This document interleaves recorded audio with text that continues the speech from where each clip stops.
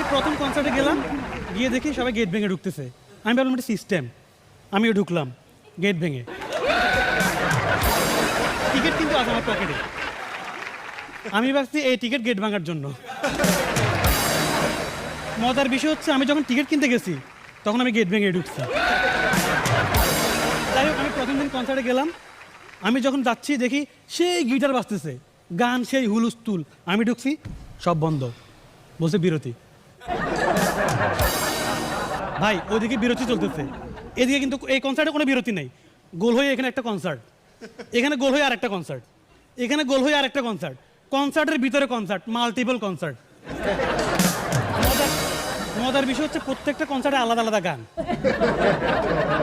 ওইদিকে গান চলছে আলো আলো আমি কখনো, এদিকে চলতেছে গাজার নৌকা পাহাড় তলি যায় ও মীরাবাই, গাজার নৌকা পাহাড় তলি যায়, রাত অবস্থা। আমি খেয়াল করে দেখলাম এক শয়তান চুপ করে বসে আছে, ও খায় না, ও হেড ব্যাঙও করে না। আমি গেছি, কিরে তুমি খাইতেছো না? বলছেন আমি বেচতেছি।